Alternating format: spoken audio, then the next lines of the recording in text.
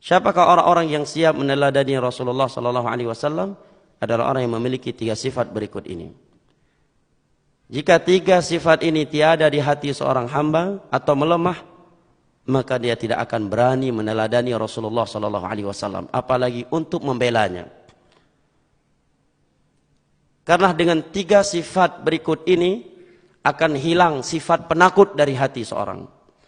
Akan hilang sifat pengecut di dalam hati seorang terhadap agama Allah. Akan hilang sifat berbasa-basi dalam agama dari hati seorang. Apa 3 sifat tersebut? Allah katakan, liman kana yarjullaha wal yawmal akhir wa dzakarallaha katsira. Orang yang mengharapkan Allah Jalla wa Ala, pertemuan dengannya, mengharapkan hari akhirat, dia berharap mati husnul khatimah. Dia tidak peduli mati dibunuh ataukah tidak, mati dipersekusi ataukah tidak. Dia tidak peduli. Itu yang dia pikirkan, bagaimana dia mati husnul khatimah, masuk ke alam barzah, selamat dari azab kubur, memperoleh nikmat kubur. Di hari kiamat, di padang mahsyar, dia mendapatkan naungan Allah.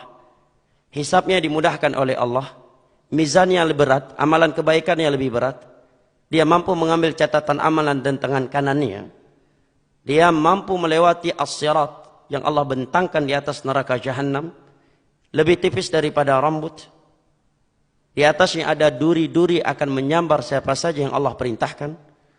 Kemudian dia tidak diberhentikan di Al-Qantarah, juga tidak diberhentikan di Al-A'raf, sebuah tempat antara surga dan neraka. Di sana Allah berhentikan orang-orang yang kebaikannya setara dengan kebaikannya, dan dia pun selamat dari neraka Allah Jalla wa Ala, mampu meraih surga Allah Jalla wa Ala.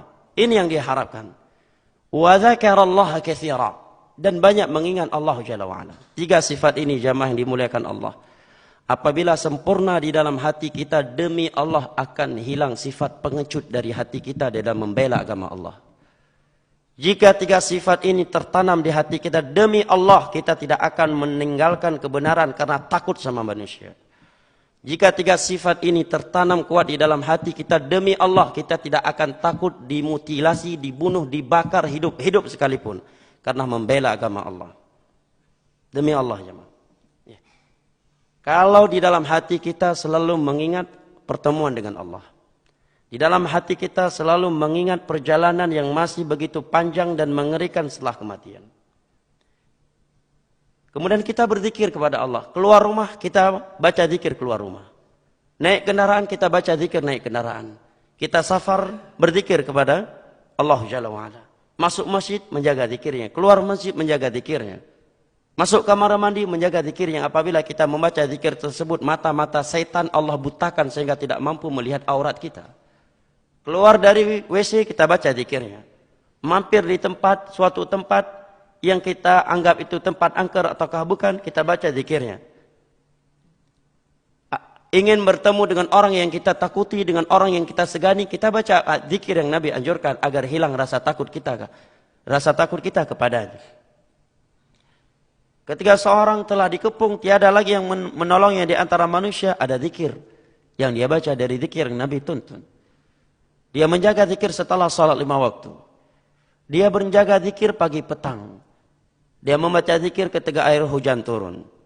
Dia membaca zikir ketika melihat ada orang yang sedang mendapat musibah. Ada zikir khusus dari Nabi. Dia membaca zikir khusus yang Nabi ajarkan ketika pasangan suami istri ingin melakukan hubungan pasangan suami istri, agar anak mereka yang lahir dari hubungan malam tersebut tidak diganggu oleh syaitan, agar hubungan mereka tersebut tidak diganggu dengan bisikan-bisikan syaitan. Dia menjaga itu jemaah. Akankah tersisa rasa takut pada manusia dari hati seorang hamba yang seperti ini? Demi Allah tidak akan jemaah. Demi Allah tidak akan. Sekalipun dia hidup di tengah-tengah negeri musuh. Karena dia tahu tiada yang lebih kuat daripada Allah Jalla wa'ala. Semua kehendak manusia di bawah kehendak Allah.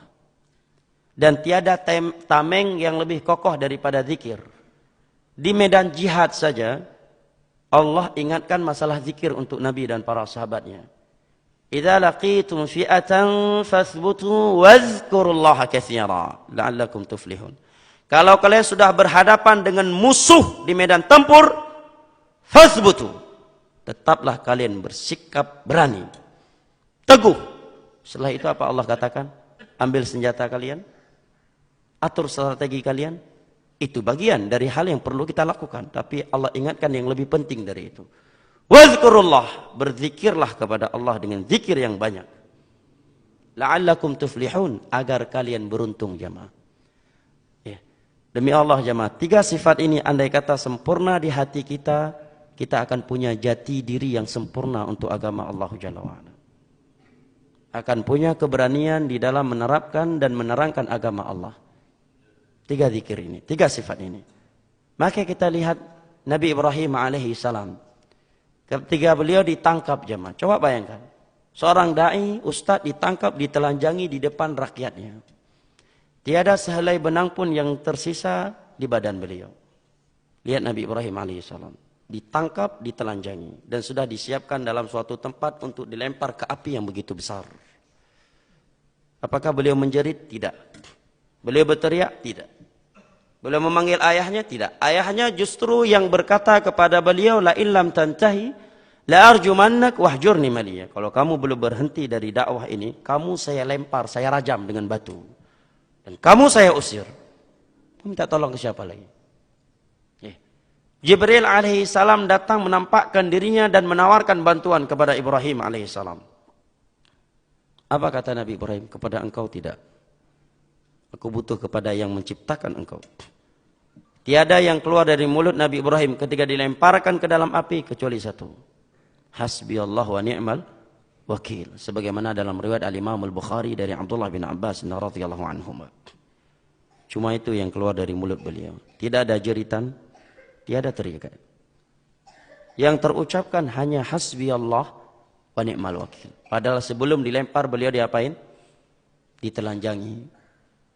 Tiada sehelai benang pun yang tersisa di tubuh beliau. Ditelanjangi, diinterogasi, diintimidasi. Diintimidasi. Ya.